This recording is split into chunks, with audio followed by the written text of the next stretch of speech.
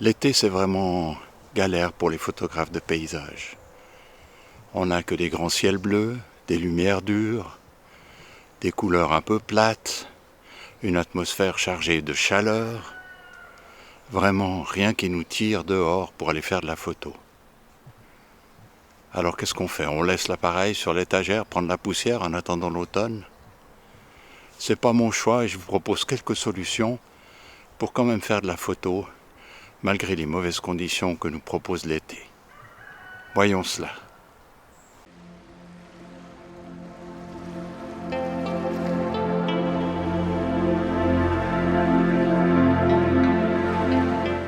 Bonjour et bienvenue dans cette vidéo où je vous emmène en balade pour découvrir un site extraordinaire où se rejoignent deux rivières en une forme de cascade.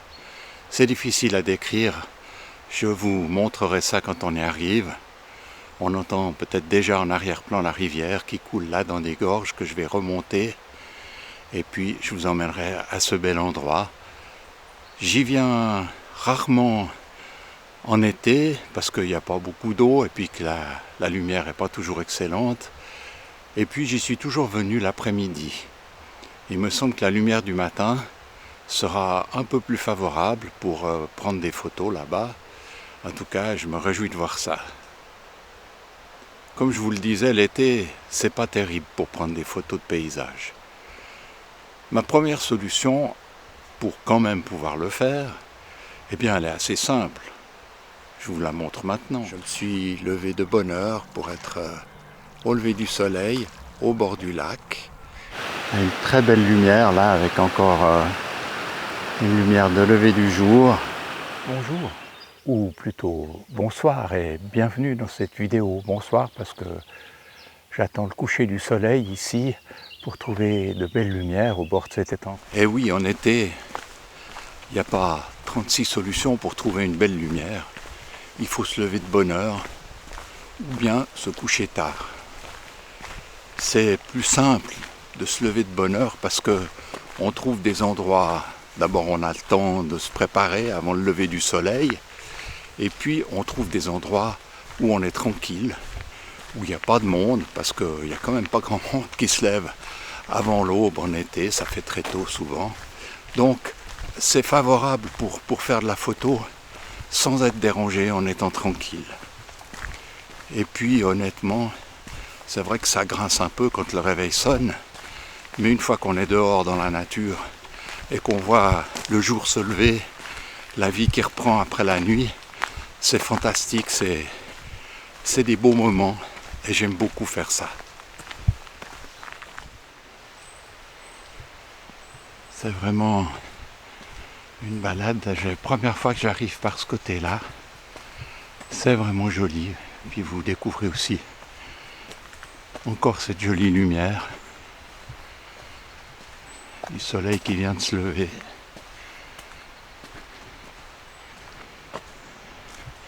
Et ça continue à grimper là-bas.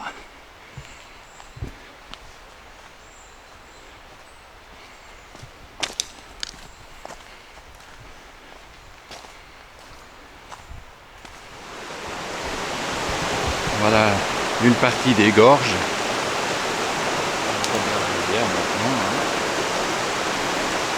La descente, comme vous pouvez le voir, est bien sécurisée, mais quand même un peu chaotique. Mais je suis presque en bas. Alors on n'a pas accès plus loin aux gorges, mais on a déjà ici un très joli paysage. On est maintenant au plus près de la rivière, on longe la gorge. Et la rivière ici en dessous.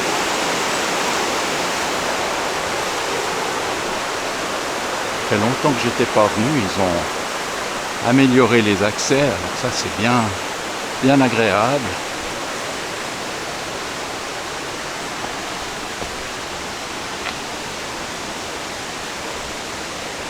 Et là, on va déboucher sur cet endroit dont je vous parlais.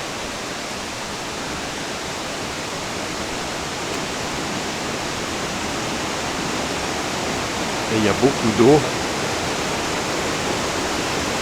Il a fait plusieurs gros orages ces derniers jours. Et ainsi, la rivière s'est remplie.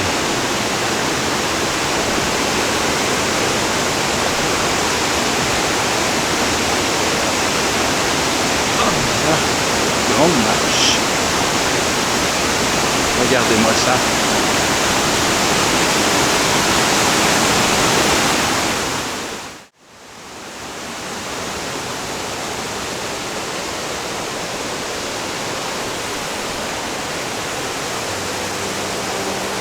Voilà cet endroit magnifique.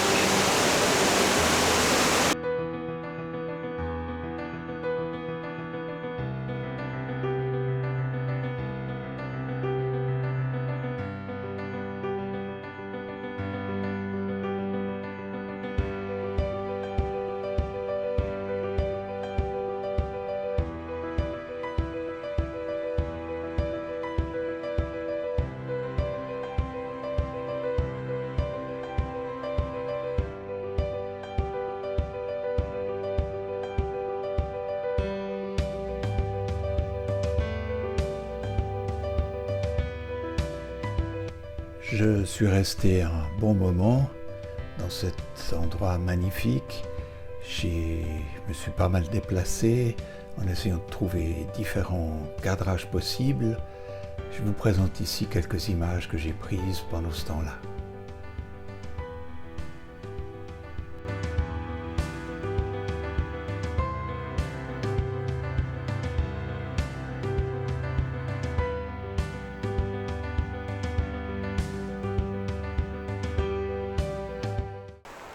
Un bel endroit comme celui que je viens de vous présenter, ça peut se photographier même en plein été.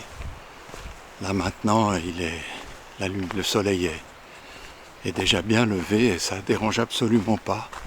Je pense que c'est une des choses à essayer de trouver si on veut continuer à faire des belles photos en été. C'est des coins où la lumière du soleil pénètre peu ou pas. Alors on peut s'enfiler sous les arbres le long d'une rivière, même si parfois il y a des écarts de lumière. Je pense que c'est des endroits où on peut facilement trouver de quoi faire des photos. Et puis comme je peux vous le montrer brièvement, même si là c'est pas un succès fantastique, une autre solution pour faire des photos en été, c'est de faire de la proxy photo ou même de la macro si vous êtes équipé et compétent pour faire ça.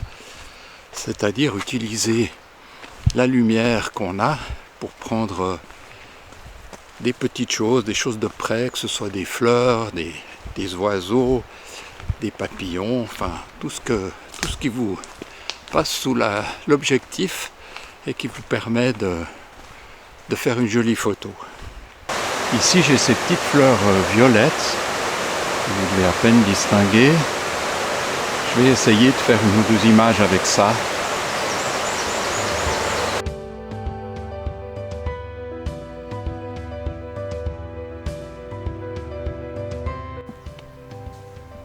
Voilà typiquement une scène qui peut permettre de faire ce que j'appelais de la proxy photo.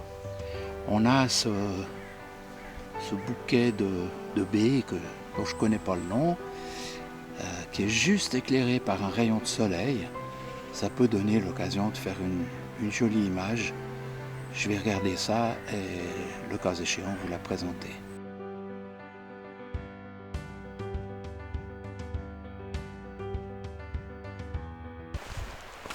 Il y a d'autres endroits aussi où on peut aller en été, puisque le problème c'est la lumière. C'est des endroits où la lumière est automatiquement tamisée. Je pense aux monuments. Il y a beaucoup de beaux monuments à visiter un peu partout, notamment des églises évidemment, mais pas seulement. Et là aussi, c'est des solutions à retenir quand on a le déclencheur qui nous démange en plein été et que, évidemment, le paysage n'est pas adéquat avec les grands ciels bleus et la lumière dure de l'été avec des couleurs en plus souvent un peu passées comme ça.